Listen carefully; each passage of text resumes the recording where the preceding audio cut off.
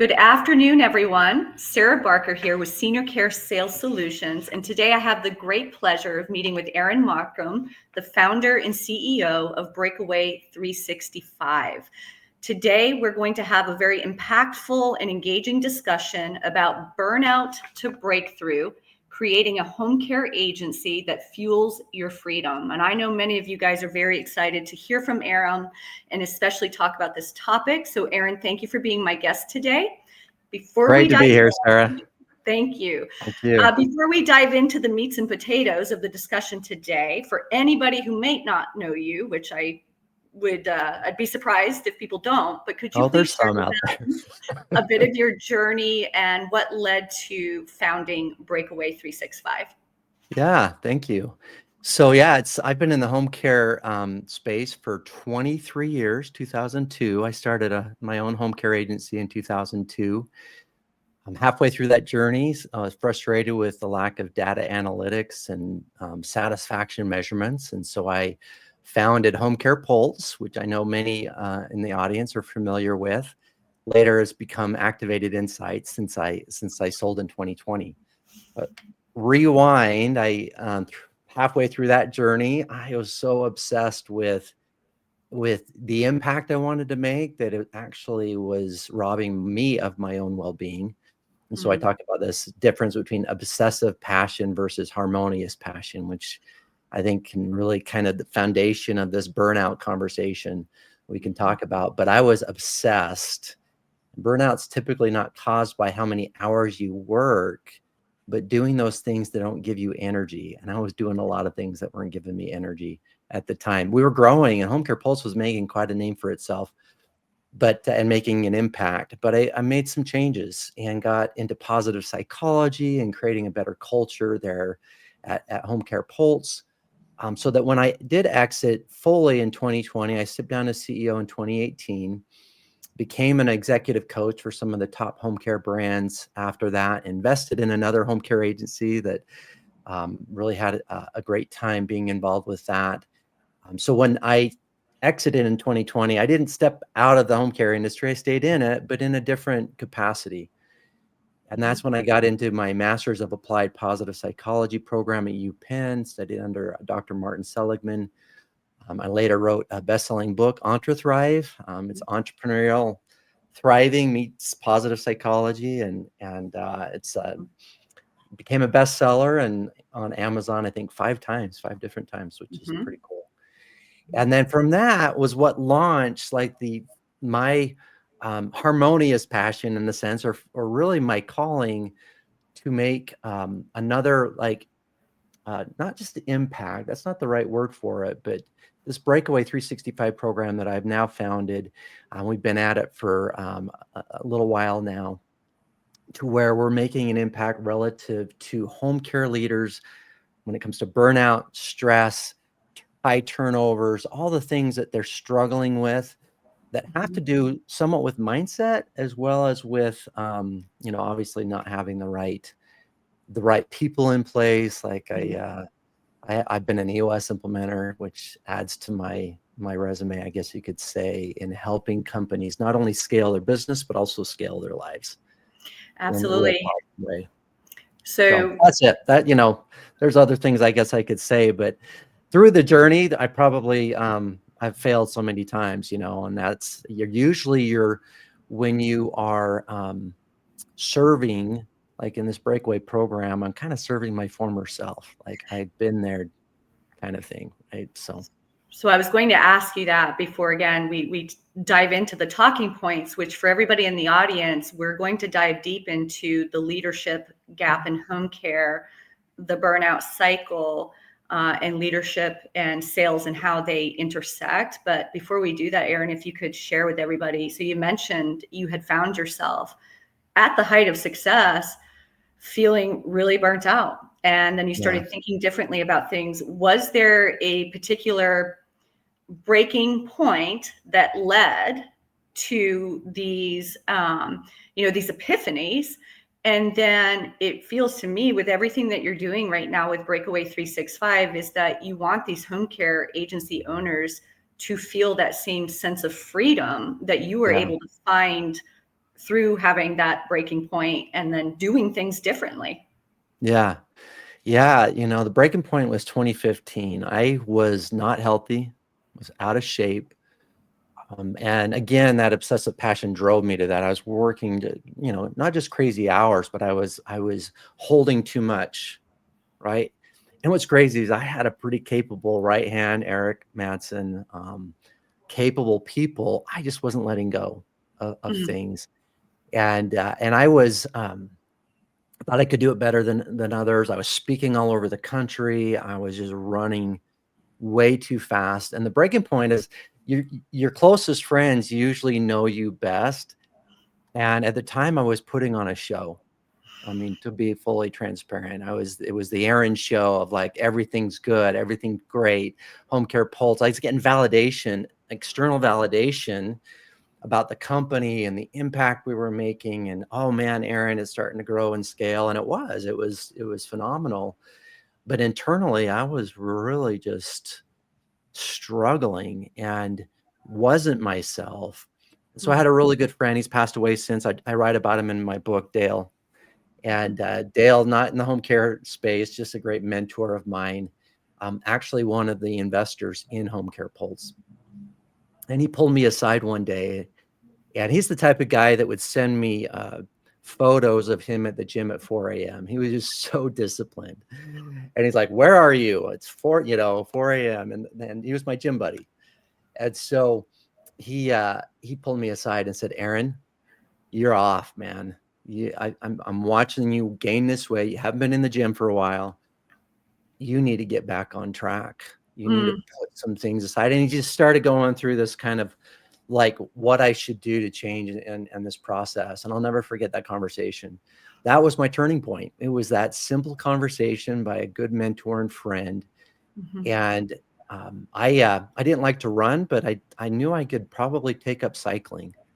And so in mhm. 2016, I took up cycling. I did the 200-mile bike race. It's a one-day bike race called Lodazha in 2016. I talk a lot about it because it was transformational for me. Because in order to train for that, you have to let go of things at work. I mean, it's 3-hour bike rides, right? And you have to train Mhm, for that. And that's where we got the breakaway program's name, is from mhm. it's a cycling term when you break away from the pack. And that's what we're doing, is we're kind of the guys to help home care leaders break away from where they are today and where they want to go. Right. And let's, to clarify for the audience, Aaron is not saying that everybody has to become an avid cycler. It's about No, reinvesting into yourself so right. you can show up and be the best Whatever version that of your is. teams, right? Yeah. Hiking, yoga, something, walking. Whatever that is, it's taking time for yourself. And there's a lot of ways we could go with that. But yeah, Mhm, you have to, so much self-awareness. And that's where, like, Dale helped me become far more self-aware. I didn't realize I was overweight, like 30 pounds heavier than I am today. I wasn't paying attention, and he was. And I'll never forget that. A few years later, he passed away of cancer in 2022. I'm Um, sorry. but yeah, it was such a learning experience. Healthy as, I don't know, one of those things, right? He was super healthy and still. Well, we will dedicate this episode to your There dear we friend. go. There we go. Thank All you. right, let's dive in here. So, we're going to be talking now about the leadership gap in home care. And I know everybody in the audience is very curious to know, what leadership gap have you observed in the home care industry? And I'll share some of the things that I've observed as well. So, where do you Yeah. see that there's a leadership gap? It's so individualized, right? There could be different aspects. We already talked about one, and I think it's the starting point. I talk about it in my book, but a keen self-awareness of what is causing, whether it's burnout or whatever those frustrations are. It's having that keen self-awareness. And I think that's the first gap, is like, we're not taking time to really be honest with ourselves. Like, I had Mhm. to be honest with myself. And once we're honest with ourselves, then we can start pulling the onion back and saying, okay, is this caused by my inability to let go? That I feel like I can do it better than others, and therefore I just need to continue to do it. Um, or the mistrust in a team. Like some people just don't trust their team. And because of that, maybe and here's one of the biggest gaps, I think, when it comes to trust and team trust. And Patrick Lencioni talks about it in his book, 5 Dysfunctions of a Team. The number one dysfunction is the absence of trust. And that's foundational, I think, to most teams and why they don't grow. But I also think a caveat to that is people don't know how to properly delegate. And so when they don't, they mistake abdication for delegation. And abdication is when we don't give any vision to what done looks like. We aren't clear on our expectations. I do this, right? I'm a visionary. Sometimes I just like get this done is what I want, but not really clear. And because we didn't properly delegate, we get frustrated with the outcome, and that dwindles trust. And then we end up getting frustrated. Then we stop assigning tasks to certain people, and then they ended up getting frustrated too, and that can cause turnover in the office. I think we would be shocked by the impact your office team has on the turnover of your care professionals. I think we would be blown away by that. No one, not even, I mean, I know they asked some questions in the Activated Insights survey, but that's a little bit subjective, right? But I think if we really knew the numbers, I think we would be blown away. And it's because of this, and it starts from the leader. The clear communication. So in the military, right, if the company commander sets the commander's intent, right, so long as the mission is accomplished, they don't necessarily have to tell you every single the way to do it. This is the outcome I want, and here's why it's important. So the trust that you're talking about, but also you had mentioned leaders get frustrated because we'll delegate something and then we're mad that it didn't get done when we wanted it to get done. But more times than not, it's because we never even gave a deadline for when we wanted it done. Well, exactly we right. people read our minds. Yeah, exactly right. I have a few mentors, Dan Sullivan from Strategic Coach and others who've taught me this. And even John Maxwell talks about this art of delegation. And so think of it this way. If there's a project, especially a recurring project that you want done just right, you need to tell them, what does success look like? That's the first 10%. Think of 100% project, like you want 100% done. That first 10% should be you as a leader to say, and I posted this recently, I think on our Breakaway site, we posted this, but the first 10% is that vision, that expectation. Here's what done looks like. Here are the success criteria. That's a concept that Dan has taught me. And then, really painting that picture for somebody. Then the 80%, especially when you have the right people, early on, this might be a 20-60-20 type concept. They call it the 10-80-10, or we call it the 10-80-10 concept. But the same principle applies. If it's a tenured employee or team member, let them figure out the how, right? The 80% how of getting it done. They know what your vision is now. Now they get to all that autonomy. In fact, in positive psychology, one of the three key pillars of self-determination, and the top pillar here that we talk about is autonomy in the workplace. That people are joyful, satisfied with their work when they have more autonomy. And so when you give them that first 10% and they get to figure out the 80%, that's a ton of autonomy that they get to work with. And then the last 10% is you coming back and saying, okay, giving them feedback and closing the loop and making sure it was done right. And if we would go about that process in everything that we're doing with our team, they would feel empowered, more engaged, more alive, and you would be creating what we call, this is the kind of the beginning stages of what we call a keeping culture. That's a Breakaway 365 term. So I've heard you guys talk about the keeping culture, and I know you recently presented on this, but I didn't know until right now what you meant by that. So it directly is affecting the retention. And there's nothing more frustrating for an owner who can't understand why somebody's leaving when they're a high performer. They don't seem to think anything's wrong, but then you lose good talent. And so this is something that needs to be taken into consideration. what you Yeah. just talked Yeah. about. Yeah, for So sure. with the leadership gap, I know part of my understanding is part of what you guys are doing with Breakaway 365 is making sure that there is a very clear strategic vision. And it's Hmm. not just enough that the leaders, the owners know this vision, but how is it being communicated down to the lowest level? So do you guys see with home care agencies that part of the leadership gap is revolving around that strategic vision? Yeah. Yeah, not being clear on what it is. And the problem is, I think the gap, and again, there's several gaps here, is that the vision is often here in our heads. We think we know what we want, and sometimes we don't. Like sometimes as home care leaders, we're running so fast that we're not getting clear on what we want. And once we decide that and we feel like we know what we want, and it's all jumbled up in here, we're not really communicating it very well to our team. And it goes back to that 10-80-10 rule as well, is that when we are even in the little day-to-day stuff, we're tying, when we give that first 10%, try to tie it back to the bigger vision of the company. How does this tie to the fact that we want to get 5,000 weekly billable hours by a certain time, right? Or the impact. Sometimes there's an impact vision or goal that you want to achieve. We call them breakaway goals in the breakaway program.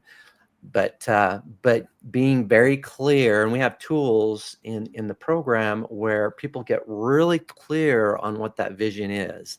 It's called we have our blueprint tools. We have two very powerful blueprint tools that help people get clear on their vision and then communicate that vision to their team.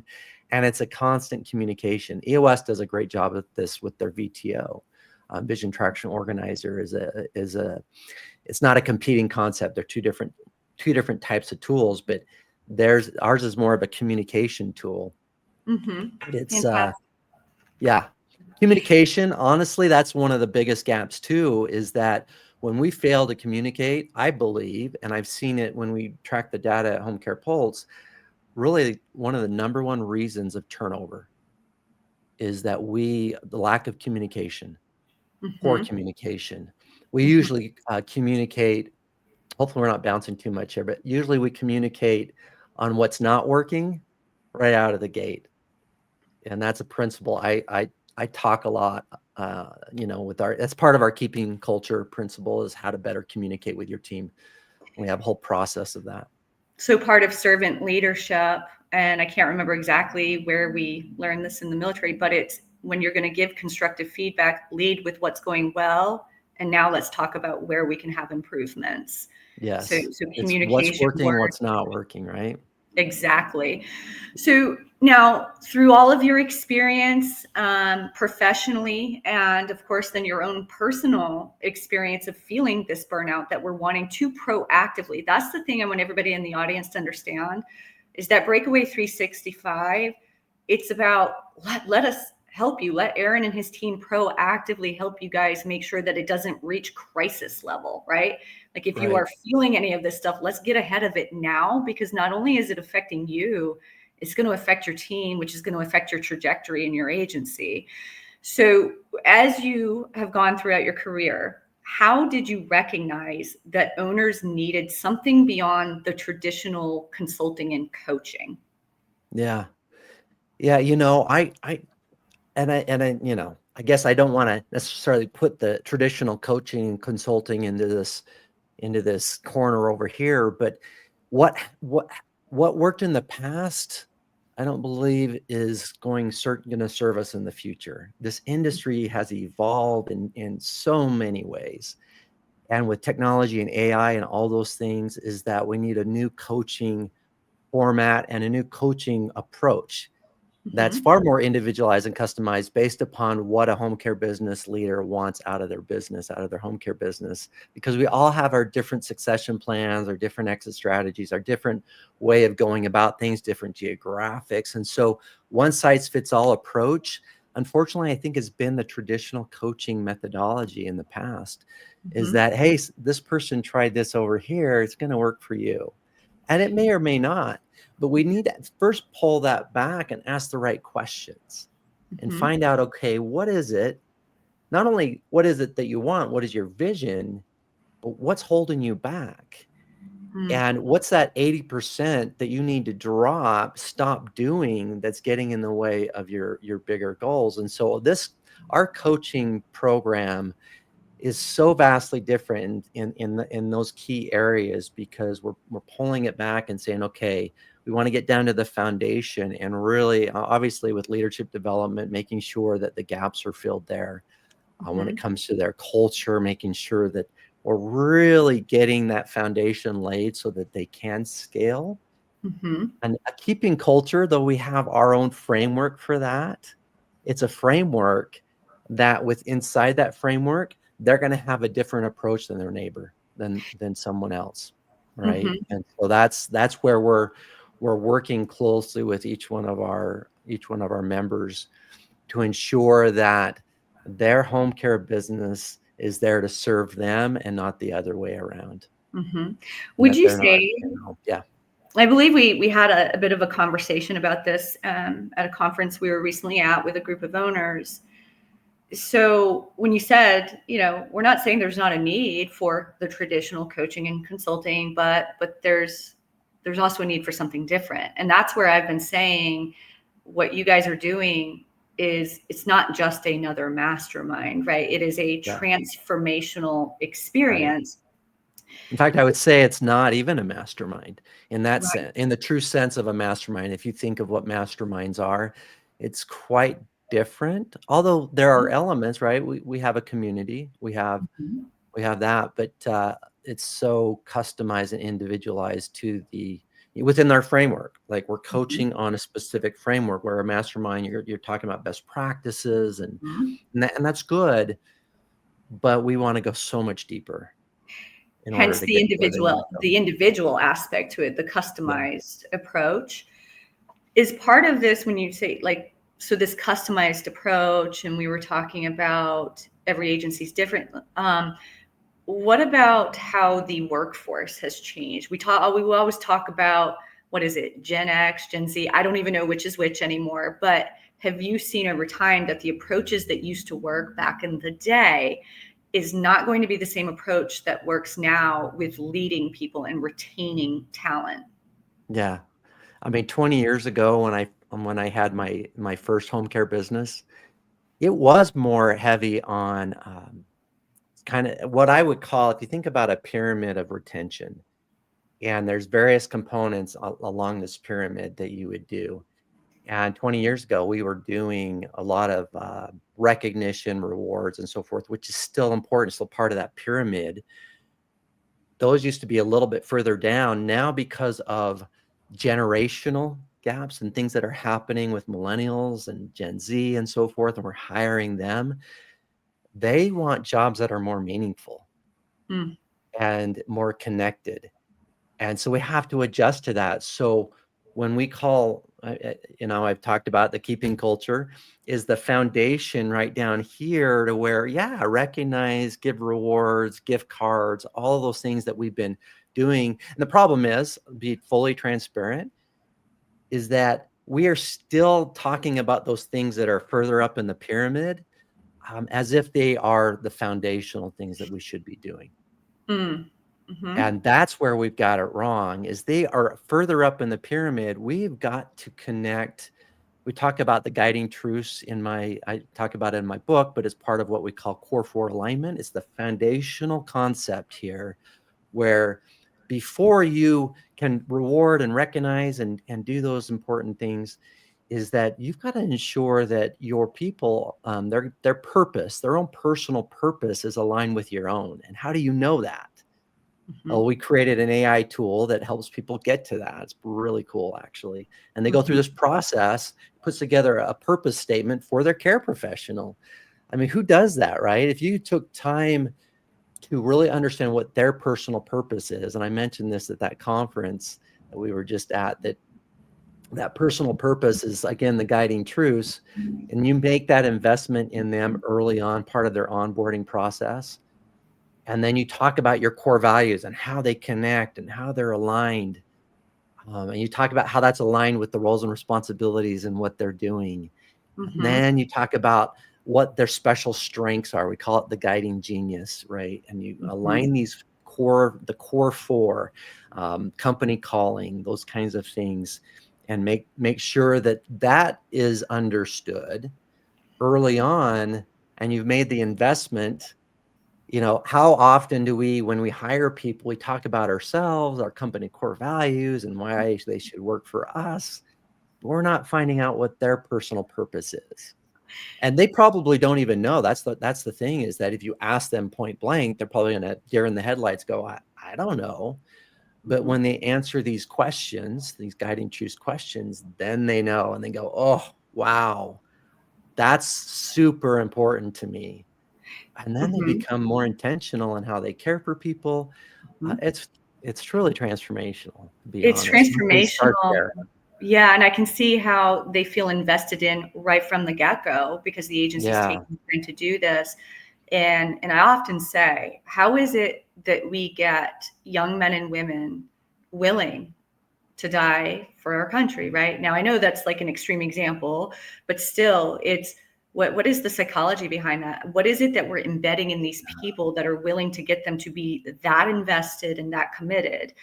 Well, I think it's the US military is such like, if we looked to them and how they drive purpose all the time, right? and that's what it reminds me of that you're talking about is what is the personal why, but how do you tie it back to the overall vision, mission of the agency? And this is where in my mind, right, in your agency that's operating from these principles you're sharing, they're not just creating another employee. What they're doing is they're bringing people on and enlisting them into the cause and the mission of the Mhm. agency. And that is far bigger. Yeah. Yeah. And we've known this, like Stephen Covey talked about this years and years ago. I remember that when I first read Seven Habits. The problem is that one, are we doing it? And two, do we know how? Like, is there, Mhm, and to do it, it has to be simplified, right? We have mhm, to make it simple. That's the great thing about technology and AI and this tool that we've created, is that the technology is there now to make it simple. So mhm, they don't have to go through this 3-4 day process of trying to find their own personal purpose. They mhm, simply answer some questions. And mhm, based upon those answers, then they can find their personal purpose. And it's, it's a, we now have the tools to really connect, especially to this, millennial Gen Z. I mean, they really want meaningful work. And mhm, my mhm. good friends just put out a book called Meaningful Work that talks about some of these principles. So Okay, I'll have to get that. yeah, Thank you for yeah, that suggestion. All right, so this is a hot topic all the time when I'm talking with owners, especially owners that are still trying to do some of the business development, but they keep getting pulled back into the operations. So, why, in your opinion, why do most agency owners struggle to escape the operational demands even when they're growing? So despite the growth, and for all intents and purposes, you're looking at it and everybody from the outside is saying, why are you still doing these things? So how do they get yeah. trapped in this? They get trapped. When I was an EOS implementer, we talked about this as kind of delegate and elevate concept. And there's a box in there that of these 4 quadrants. I won't go into all of them, but there's a box called those things you don't like but are good at. And because of that, and people know you're good at it, that just and sometimes it's our team really kind of pushing that on us more than anything, um, that we should continue doing that. And so when we again become aware of what it is that's causing, like where we want to put our energy. For some, it's not business development. For some, it's going to be more operational kind of approaches. But again, going back to the concept of the guiding genius, is what are you Mhm, wired to do? What gives you energy? Make the list and make it short. Like, what are the top 5 things that give you energy in the business that you want to continue to focus on? mhm, And then all these other things that you're doing, those are the things you delegate. Again, the 10-80-10 is be very clear and make sure you're delegating to someone who likes to do it and can be, potentially good at it. But I think that a lot, again, going back to the control, is that we don't want to let go. I don't know if we have time for this analogy, but it's a very visual analogy as far as letting go. And some of the people in the audience may have heard it before. But the natives of the West Indies, according to folklore, I believe it's true. I actually Googled it, and there's pictures of this. But in monkeys is they hunt monkeys there, right? And the way they go about hunting monkeys is they put take a hollowed out gourd, they put a little hole in the gourd, and then they chain it to a tree, and then they put nuts inside the gourd. And monkeys come along, they smell the nuts, they put their hands in and they grab the nuts. And as they make a fist and they try to pull their hand out, they can't get their hand out. But all they need to do to get their hand out is what? Right? Let Mm-hmm. go of those things. And, it seems so silly, but we need to let go. And the first thing, as home care leaders that you should focus on, go slow to go fast. It's the whole Martin Luther King Jr.'s quote is, if you can't fly, then run. If you can't run, then walk. If you Mm-hmm. can't walk, then crawl. But whatever you do, keep moving forward. And so Mm-hmm. if you have to crawl when it comes to delegation, start with the administrative tasks. Mm-hmm. Dan Martell talks about this in his book, Buy Back Your Time. But what's your time worth? As a home care leader, put some value on your time, for heaven's sakes. And if you're sitting there dealing with billing or payroll, what are you doing? Like, that's not a home care owner's job. Now, if you're starting out, I get it. But at some point, you start with those administrative tasks and you replace yourself. They call it the replacement ladder. And you just say, okay, these are the tasks I got to get myself replaced, because I'm worth, whatever you're worth it. Let's say you put a dollar value and say, I'm worth $250 an hour. Well, a lot of these tasks are $20 an hour tasks that you're getting caught into. And so just start replacing yourself with the administrative, and then operations, and then marketing, and then sales. Perhaps usually as home care leaders, you want sales to be further up that Mm-hmm. replacement ladder, and then leadership. Why don't people? I mean, look, Yeah, I'm having my own struggles with this, yeah, right? Like with scale yeah. and You and I have had a few conversations. we have. I'm curious what you guys see with owners that, back to that analogy with the monkey, and they could release, by simply opening their hand. What are you guys finding? What is the biggest barrier to owners being able to do this? What you're talking about, delegate and really focus on the 20 and not the 80. What seems to be the biggest roadblock for them? Well, I mean, the biggest is just they're in their business, Mm-hmm. and they're the water's here, right? And they're just underwater. And I think that's one of the biggest issues, especially if they're growing, but turnover causes that, all these things, right? And they never feel like they can get back on top of it. I remember 3 years into my home care business, that I was feeling that way. I was coming home at 6 o'clock at night, playing with I have 6 kids, but I had 4 at the time, and I was engaging with them, having dinner. I go back until 1 or 2 in the morning. And Mm. that was and I hit a wall to where that can't happen anymore. And what I learned this through eMyth Revisited. Actually, I went through their mastery course way back then. I don't even think they offer this course anymore. This is Michael Gerber's company. I learned that you have to stop and create space, Mm. regardless of what's going on around you. When the water's up here, the only way to get yourself up above that water is you got to stand on something. And you got to stand, you got your calendar is like, maybe that stand is where you've got to reorganize your calendar to where you're creating space in your calendar to work on the business, to work systems. That's what I had to do. Is that for initially, when I really got the vision of this, I was still staying at 1 in the morning. But guess what? From 10 p.m. or whatever that time was till 1 in the morning, I was working on systems and not putting out fires. That was, I was switching what I was doing. I was still working the same amount of hours initially, but I was moving my calendar around to where I was putting that more as a priority. Then over time, I stopped going in late.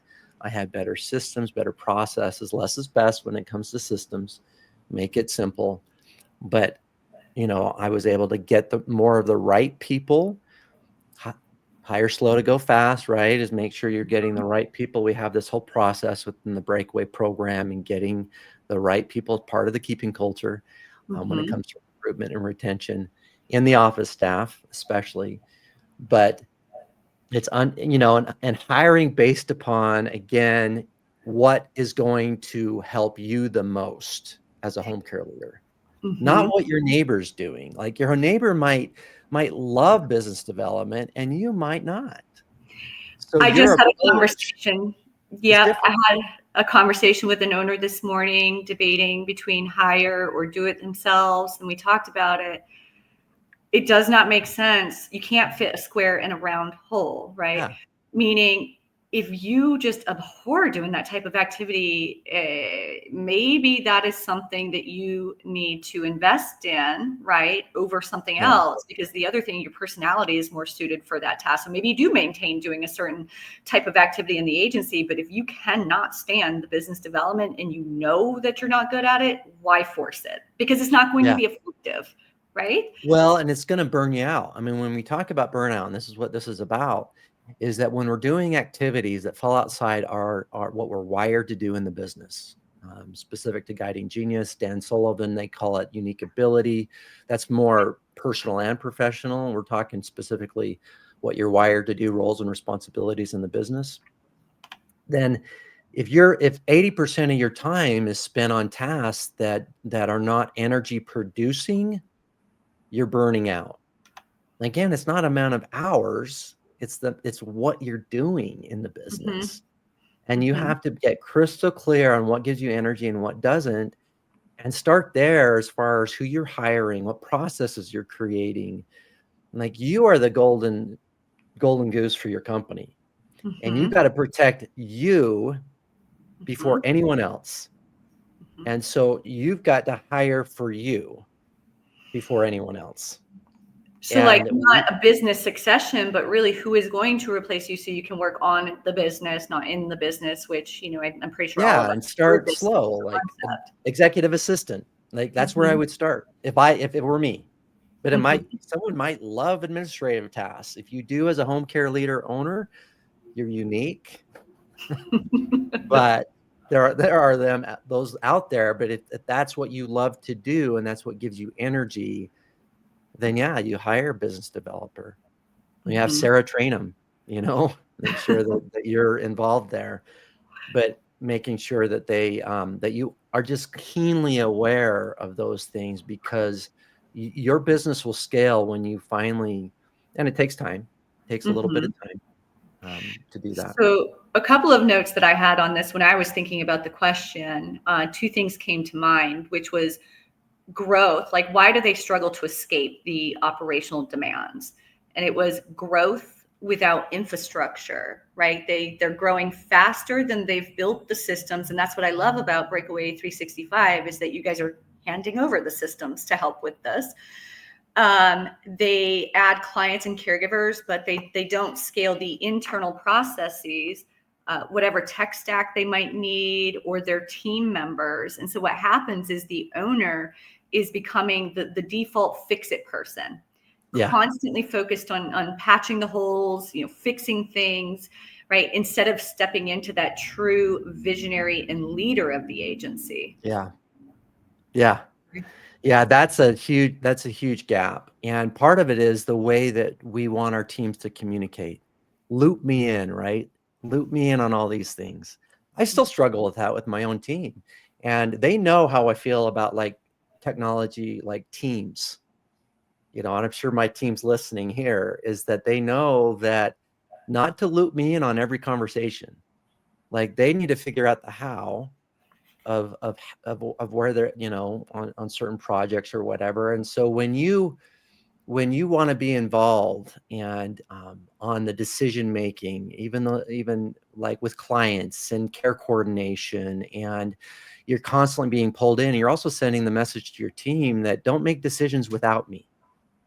And so that empowering your team to make some decisions. I mean, as partners, like we talk about this, it's part of our KEEP acronym. The P in KEEP is partnership. Mm, And partnership's all about empowering your team. In fact, that's the second E in KEEP is empowerment. But it's really important to create that kind of partnership and to trust your team and get yourself out of the day-to-day, you know, every communication. All you want as a visionary, or what you should want, is are closed loops. Like if mm. you've asked somebody to do something, they just need to follow up when it's done and how it was done and make sure that's that last 10%, right? And so that's what you can be looped in on. But if they're coordinating and all these things, you can get pulled into all kinds of stuff. Well, and this also comes back to the leader trusting that when they give Yes. the task and not micromanaging the task. And so Yeah. what did you call it? A closed loop? Closed loop. Yeah. Closing the loop so that there's no loose ends on whatever that is. And Mm-hmm. especially if it's something that you've asked for, is you should expect your team, especially your right hand, the executive director, COO, integrator, whatever the title is, but that they close those loops with you. And that's what you need as a visionary. So you can continue. Think about it this way, is that you're the one flying above the trees. You've got to know where to scale your strategies, what the technology that the markets that's coming down from the market, and that will be, game changers, skating where the puck goes, right? The Wayne Gretzky analogy. And as long as you can stay there, then and have someone closer down in the trees, a leader that's constantly communicating with you, you're Mm-hmm. not flying down. See, from 20, I don't know, when I first started Home Care Pulse, really, even in my home care business and in other companies that I've owned, is that I have been guilty of the visionary who's been flying down in the trees, creating chaos, like lighting fires, and then I fly back up and I expect them to fix what I just created. I see this all the time. So, That was a and great I'm the one who visual. caused the fire. Yes, So that was a great visual, and I hope everybody's listening to that. It's not making you wrong. It's not saying you're a bad leader. It's just everybody has room for refinement, right? And so yeah, if you are listening right now, and Aaron's already talked about self-awareness, and if that stung a little bit at all, then I would suggest connecting with Aaron or a member of his team, because if that resonates where you're like, okay, I'm up here, I come down here, there's chaos, and then you fly back up, let's have a conversation about that. yeah, Because yeah, that affects sales, that affects recruitment. That's I see it all the time. Hyper involved and then yeah, MIA. Hyper yeah. involved, back up here, and it creates a lot of confusion. Yeah, yeah, one of my favorite books, and you'll appreciate this, is Extreme Ownership, right? Mm, And that's a military book. Great audio, by the way, just a really good audio. But as an owner, the great news is that you're responsible for all the wins, and you're also responsible for all the losses. That's the bad news. Is that extreme ownership is that when you're flying down and creating that chaos, you own that chaos, right? That's your responsibility. And to get above it is you've got to figure out a way to stay up there mm, and to be able to communicate properly with your team, who really are more on the front lines, mhm, dealing with the day to day, as they should be, and can mhm. give you feedback and close loops like we talked about. I So think the reason why this happens, it's not because these owners are necessarily bad leaders. They're certainly intelligent. It's just like with anything, if you don't know how to do yeah, that, yeah, but that's again what makes it so beneficial what you guys are doing, because you're actually saying here is the system for to put into place to implement so you can stay up here as yeah, the visionary, as the owner. So speaking of this, this is a hot topic, not an area that I spend a lot of time in, but it's important because we can help people bring in clients, prospective clients all day long, but if there are not the caregivers, it's all for naught. So yeah. the crushing weight of caregiver turnover that is keeping the agency owners tied to their phones 24/7. how is that leading to that burnout that they're experiencing, prohibiting them from being up here, the visionary? Also, you talk a lot about the blue ocean strategy. People can't think big like that when they're inundated, being tied to their phone all the time, putting out the fires, as we've talked about. Yeah. Yeah, this is a loaded question, loaded concern, right? Is that we've placed such an emphasis on turnover. And I would say that if we could also change the conversation to retention and say, okay, why are they staying? Like become more curious about why your top talent stays. Mm, Build off that. We want to fix everything. But what about just building off what's working first, right? When it mhm, comes to retention, find that out. Create a caregiver advisory board, a care professional advisory board that's made up of your own care professionals, and find out why they stay. What are you doing right that you could do more of as a home care agency? But the reason, again, going back to what we've talked about, is creating the space to work on your business so that you can, one, get the right people on your team. Because again, you would be blown away by how much turnover is being caused by your team that you don't even know about. These conversations they have that are demeaning, they're mm, talking down to your care professionals, and there's communication going on that's not working with your mhm, office team, or could be. Some of you I know have exceptional people in the office. And so getting really dialed in on your team, and again, having them in their guiding genius, what gives them energy, because when they are energized, they're going to have positive conversations with people on the phone, with your clients, with your care professionals. All that's really important. mhm, The mhm, challenge is that I mean, we have to evaluate pay, compensation. I mean, it does make a difference. And you really do need to be in the top 75th percentile when it comes to compensation. Like you mhm, really need to be in this top mark. I'm a little extreme on that. I think you should be the leading payer in your market, and provide premier more high end services.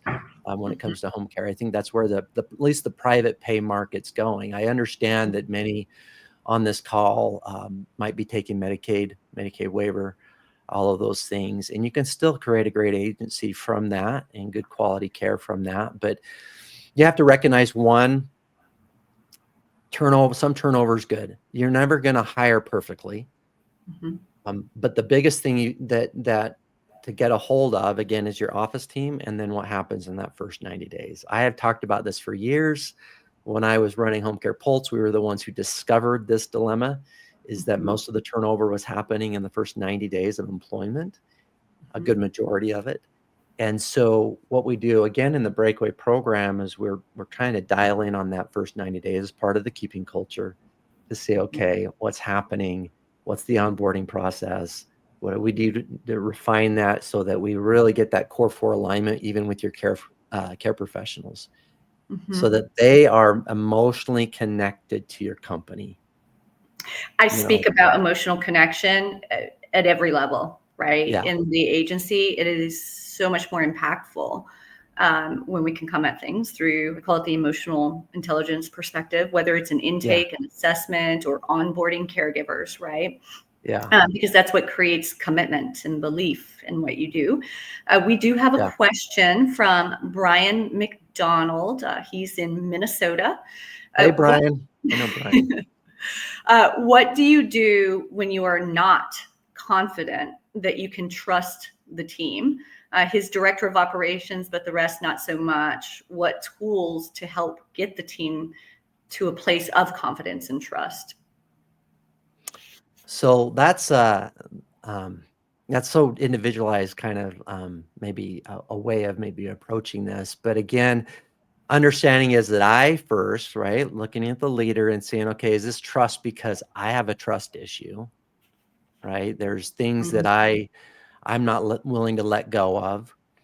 With any position, I mean, making sure that they really own that seat as well, right? Do they have this, again, going back to an EOS term, but get it, want it capacity to do it? Do they understand what this is going to take. And guiding genius is that get it. Like, are they really wired for this job?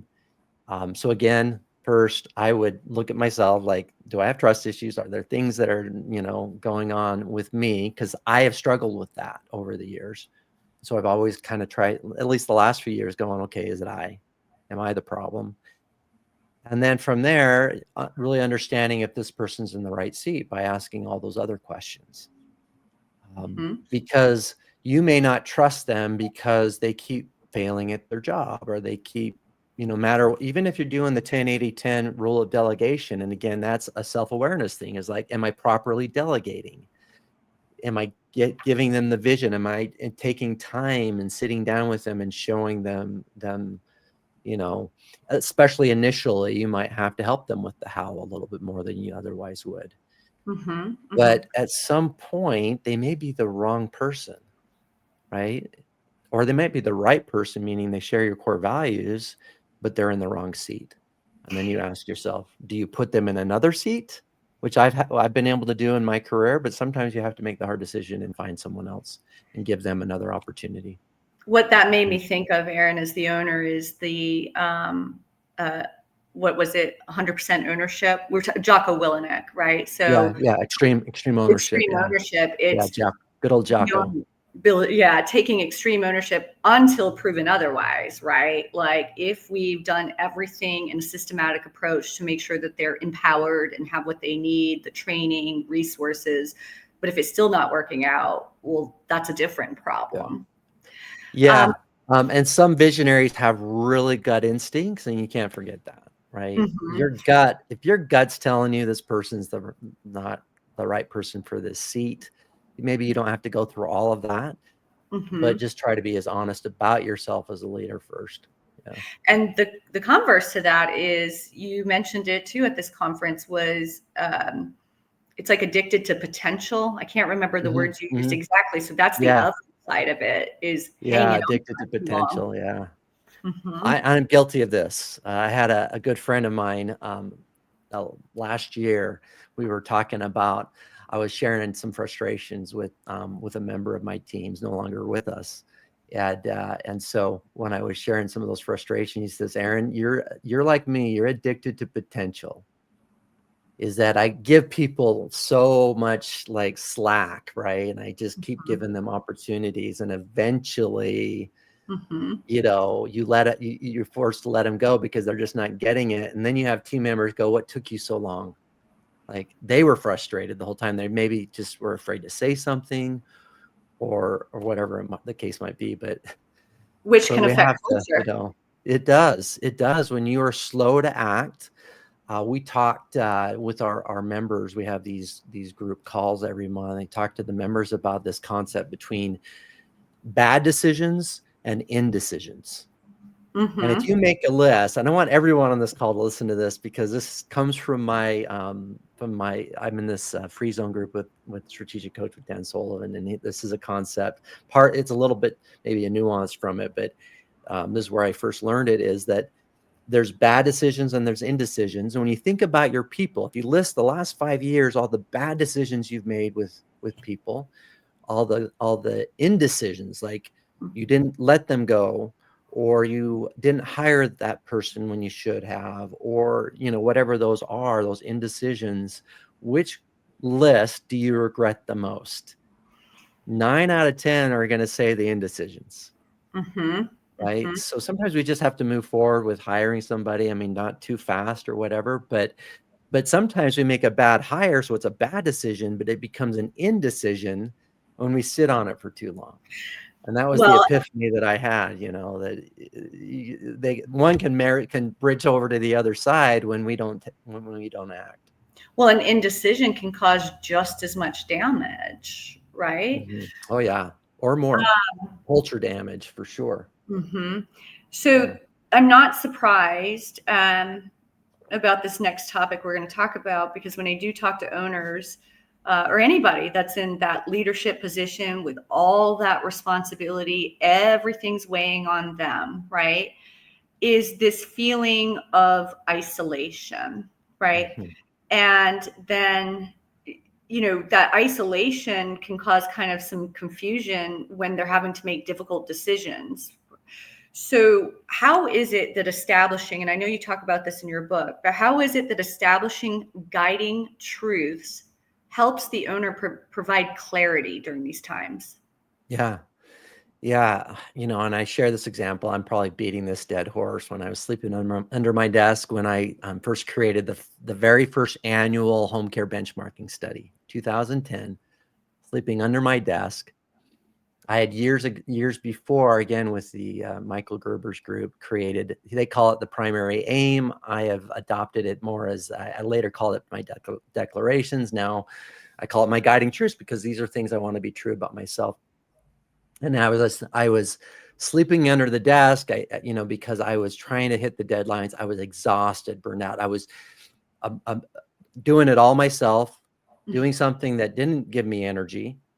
And so I was overwhelmed, and I was this close to emailing Sheila McMacken, who was then the president of the National Private Duty Association, good friend of mine, now the Home Care Association of America. They were our partners in the study. They had agreed to do a partner. I don't think they understood that they're working with a one-man show. We laugh about it now, but that's what it was. And so I was this close to emailing her and saying, I'm done, and then I looked at my guiding truths. One of my guiding truths, still a guiding truth today, is that my actions reflect character. And I had made a promise. I had made a commitment to myself, and I made a commitment to Sheila and the team over there that I was going to do this study. And they were waiting on it. We put all this time and energy into it. There's no way I could back out because my guiding truths. I mean, I was literally, honestly, I was writing the email, and I didn't send. And that would have changed. I don't know how many home care providers over the last, I get emotional thinking about it, but over the last 15, 16 years, that study's been in place that have been impacted by that study. What if I had sent the email? I'm sure someone else would have done it. I know a couple people, very capable people I know in the industry probably would have picked up and maybe just been fine, but who knows, right? Just that I made I knew that Home Care Pulse was the one to do that study, and they were, And it they goes were the back right to your people. guiding truth, right? In that Yeah, moment of, I mean, I've reached out to you.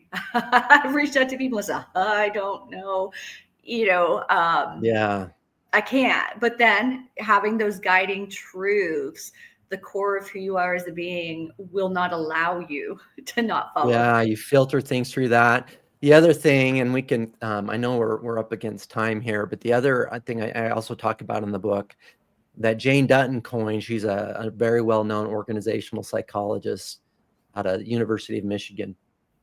She calls it high quality connections. Is that when you feel isolated as a home care leader, you've got to reach out. You have to have a network in place. There are some really good people that I know do this extremely well, as far as making those types of connections. And many of us don't, though. And we get so much in our business, and it's lonely at the top. So find groups, that's where the Breakaway 365 program, for example. I mean, it is one of those groups to where not only you get customized help, but you can reach out to fellow members and get that, someone who's at your level and get clarity on things. We do bi-monthly coaching twice a month so they can get that clarity. With those high quality connections with your team are important. Like sitting down with them, asking them personally about what's going on in their lives. Your care professionals, I mean, they have struggles we just don't even know because we're not even asking. We just care about whether or not they're delivering on what we've asked them to do without really getting to know them and what struggles they're dealing with that we might be able to help them with. Creating that So safe space. And I yeah, find that's part of servant leadership, right? I mentioned that a lot, but that's where yeah, you create loyalty from your team members. yeah. So given that we're heading up on time, I'm not sure what you have in your schedule, Aaron, I'm but we good. can always do another session of Yeah, this. Yeah. So now what we're going to talk about is, how leadership challenges are directly impacting the sales performance. And I'm curious to hear what you guys are seeing at Breakaway 365 as it relates to that. I'm actually more curious, your What I thoughts on this, Sarah. Yeah, actually, Okay. I would love to hear this. Well, first of all, what I see a lot is that there's no solid targets in place. Sales professionals are hired, and a lot of times they're brought on board. There's very little training, maybe some modules if it's a franchise, because they tend to have, their own training. But if it's an independent, very little training for this role. And the salesperson is handed an account list and told to go sell, right? But it's really important to engulf them in the culture first. Do a full training on board so that way they can speak compellingly about the why behind your agency, and then integrate the why of your agency with their own personal why, because the why of the agency matters. But people do business with people. And so a good salesperson is going to be able to share their compelling why. And it's really the compelling why that's going to enlist other people into wanting to do business with you, because it's a bigger cause. So, the way I think about this is, what the problem is and what I see is that there's a lack of sales focus at the top.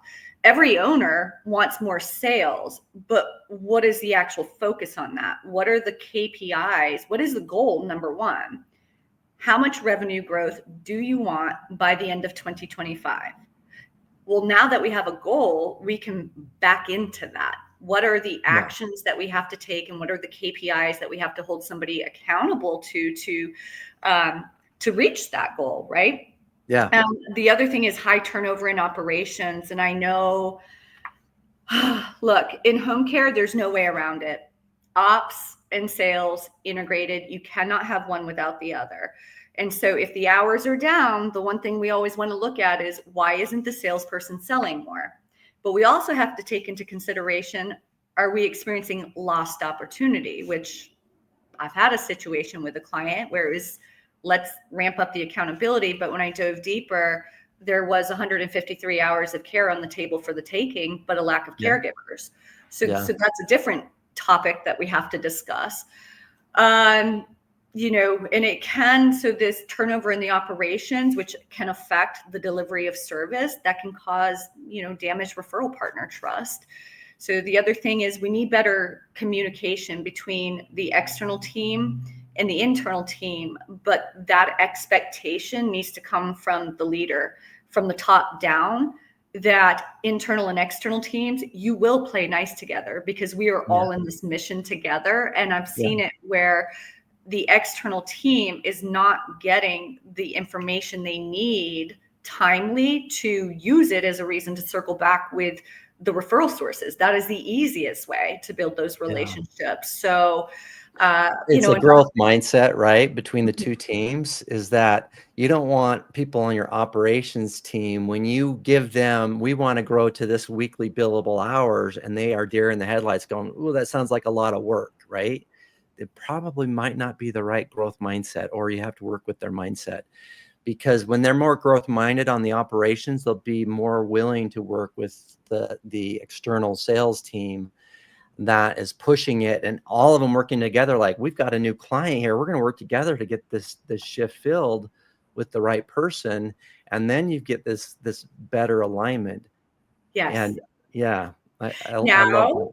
To hold the external team, the sales team, when I say external team, accountable to this too. And I learned this lesson the hard way, because the truth is, I was up on my high horse. I'm the one bringing the clients in, just a bad mindset about this. And one of my first leaders basically told me, and that's a good leader, she said, you will respect the internal team and treat them just like you treat your referral sources, because without them, it doesn't matter.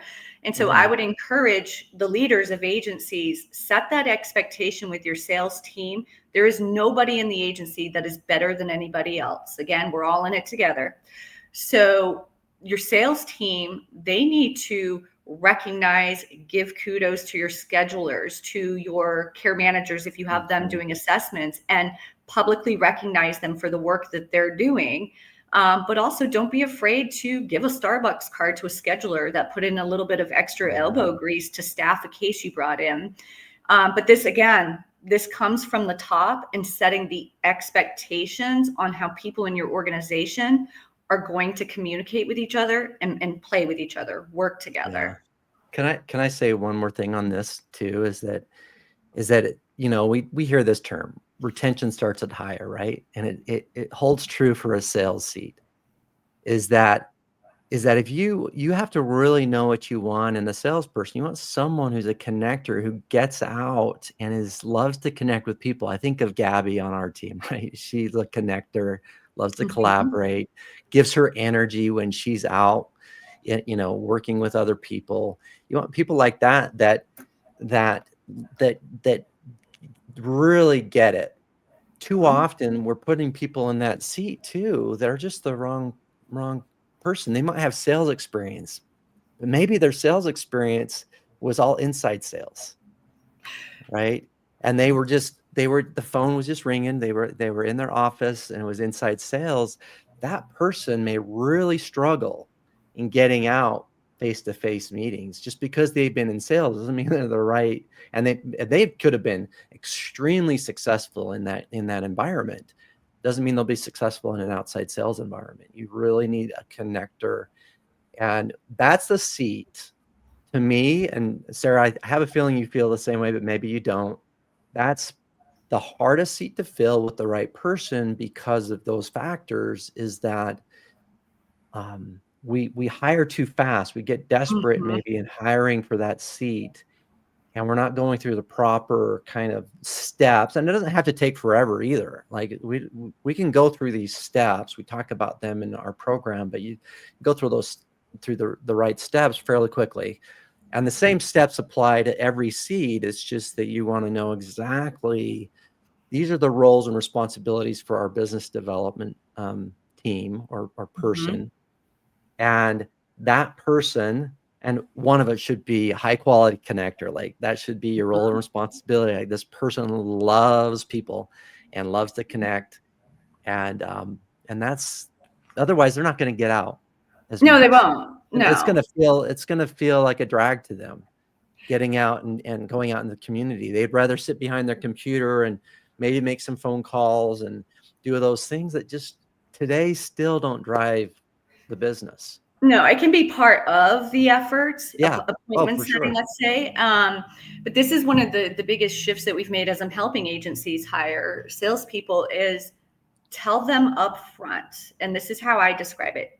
There's no sense in not being very, very blunt about the expectations of this role, right? So they can make an informed decision and we can weed out the people that are not going to be the right fit to begin with. And that is, it is a forward facing outside sales job. And here are the expectations on the activity level. Let them know up front and let them make a decision about whether or not they're willing to do this. Now, there's no guarantees, I will say that. But that's why, whether you're working with somebody like me or you as the owner can do this, you have got to have a weekly meeting where you're tracking KPIs, you're helping them problem solve. And part of that is keeping them motivated and celebrating the advancements in the relationships. Okay. It can't always just be more. Let's celebrate the milestones that we hit. Otherwise, you're going to have a salesperson that becomes very disheartened. And this is something that I told a former boss of mine years ago. We tend to assume, and a lot of owners make this assumption, that a home care salesperson is only motivated by money. Yeah. Maybe in some industries, but I don't think so. Not in this industry. So if you have somebody that's doing well, tell them so, right? They care about knowing that you are pleased with their performance. Their idea of being happy in your agency as a salesperson is not just based on how much commissions they're making. They want to know that they are pleasing you. So owners have to communicate this, even if it's small wins after small wins, because all those small wins are the ones that add up over time. Yeah. Yeah, and they usually they like the validation. They like to know that their work is making a difference, and you've got to make those dots connected. And then again, going back to guiding truths, they need to know what's their personal purpose is and how it ties to the company. And that way they're more clear on things beyond money, and Mhm. what really drives them as a developer. So it's Mhm. such an important seat, and can make a world of difference is you can get the right person there that really believes in what you're doing. So And listen to the feedback from the community. I'm not saying there are not times where it's excuse making, but this is where the trust comes into play.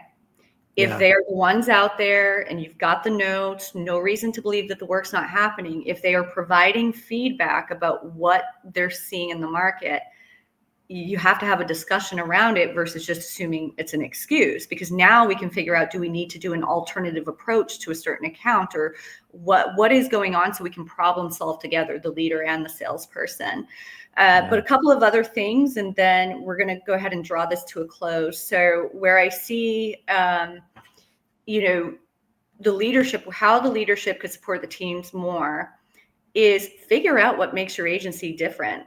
Whether you're going to create a specialty program, because all of that, your strategic vision on where you want the sales to go, any sort of specialty programs, initiatives, that empowers your home care salesperson to differentiate themselves in the market, in their yeah, conversations with yeah. referral sources, with You're families. So speaking my language, Sarah. This is the blue ocean concept we talk about. It's been around a exactly. long time. I am blue ocean strategy certified. And those blue oceans, when you think about the home care market, 85% of our market's in the red ocean of competition. That's where we're doing a lot of the same things, a lot of the information. That's where, and again, I would I would love to see coaches in this industry can kind of evolve and help people pull people away from that red ocean rather than regurgitating, and some are, rather than saying a lot of the same things that is causing some of that red ocean mindset. And so we have far less pioneers, far less trailblazers, far less people who are innovative or trying new things. And we're just acting like we were 10 years ago with a whole new set of problems in home care. Mhm. Is that we've Mhm. got a whole new set of things we're dealing with that aren't the same as it was 10 years ago. And so Mhm. we've got to be thinking differently. This is and stories help, I think, paint the picture. Is that recently, a few months ago, I was on a call with a group of home care owners, a part of a company that they had I was just listening in, and they were sharing a tool that actually, and they gave kudos to me for creating this tool. It was like 12 years ago or something like this. I created this tool that they had in this group, they had continued to use, as Mhm. if this was like, and they knew I was on the call, as if this was like great. And I looked at the tool and I thought, oh my gosh, that tool is so old. Like, why are you still using it? I'm grateful that you think that it's mine, but it's an old tool. And even my old tools from 12 years ago are irrelevant today. Mhm. So we've Mhm. got to evolve. I'm constantly like, I probably invested more in AI knowledge and learning than the average entrepreneur, because we've got to skate where the puck's going. And we've got Mhm. to learn what the blue ocean opportunities are, where we can migrate away from the red ocean, and specialty programs like you talked about. That's great, but even how we package our services, how we go about our services, um, quit treating home care like a commodity. Exactly. You know what I'm saying? And because it's Mhm. not, it shouldn't be, but It's not. that's how we've treated it. Yeah, and I feel like we could talk for hours, but I promise the audience will wrap it I up. know. But I know yeah, I'm a when we little bit of talk a about, contrarian, Sarah, but that's how I think. no, I think the exact same way. And matter of fact, I am working with some agencies where, because the more I've thought about it, and if my job is to support them getting sales, and part of that is how are we going to create that differentiation, become special, right, in the market. And as I've been doing the research and I've been working with them, it's actually not that difficult to create a specialty program, because a lot of the bulk of what you're doing already in your agency, you're already doing it. We just have to make some additions and tweak it a little bit. And then you were talking about the way we package services. Yes. I'm not going to share it here, but I am working with one of my clients to package it in a different way, all based on buying behavior of consumers and how we have evolved as buyers. Yeah. And Brilliant. then last That's exactly thing, right. with what we do, and I would encourage everybody listening right now, all of this, all of what Erin's talking about, what I'm talking about here, you have to recognize how impactful the work is that you're doing. So when you think about what you're doing, stop thinking about it as just caregiving hours and helping with activities of daily living. It's huge. So get into the mindset that what you're actually doing is extending lives, preserving relationships amongst siblings who can't agree on what's right for mom or dad, saving marriages. We're opening people's worlds back up. We're alleviating the burden on the healthcare system. So what the work you guys are doing is huge, and it's time to start talking about it in huge terms like that. Yeah. So, all right, as we come Well to a said, close. Sarah. Thank you. Thank you. We have the Breakaway 365 Immersive coming up in Nashville. Extremely excited for that. I will be there presenting. Yay. I know, I'm very excited. I chose to partner, I have a question here. I chose to partner with the Breakaway 365 program because they are doing something that is innovative and transformative, and I've not seen another offering that is like this, right? It is not your mastermind group. And so for anybody that has any sort of confusion that maybe it's a mastermind group, and we're not saying there's anything wrong with the mastermind groups. What we're saying is, check this out and at least have a conversation about where it differs from that. So that way you can make informed decisions on how you want to invest in yourself and your agency. 100%. All right, Erin, any final thoughts? No, you said it just right, is that this is a highly unique, it's the blue ocean coaching program for home care, right? Is that this is a blue ocean. I love blue oceans. Home Care Pulse was a blue ocean. I love creating those things because it changes lives and makes the greatest impact when you're in that blue ocean waters, where you can really swim freely and do things you otherwise couldn't do. And so we are changing and I hope that we influence other coaches with this program, is that this industry is so big and there's so many opportunities that I hope to help change the course of leadership coaching and so forth for this industry. Because fortunately and unfortunately, a lot of my best ideas come from outside the industry. I bring these things that are working for other industries into our industry because, again, I don't want to get caught in the trap of just saying a lot of the same things. We've got to think differently in how we handle some of these new tsunamis, this big tsunami that's coming in 2033 with baby boomers and so forth, is that we've got to be different and act differently, and not just for different sake, not just to be different, but the times have changed and let's change with it. So, and the Breakaway program is all about that. Nashville, 13th, 14th, and 15th. So if you want to join us, please do. Reach out to me if you want to learn more about it. You can also reach out to Gabrielle Pumpian, Peter Bobak. So numerous of us, you can reach out to learn more about the program. I hope to see you there. I have talked to members that are going through it right now, and all reports point towards true transformation. I hope everybody enjoys the rest of your day. Thank you. Thank you, Sarah.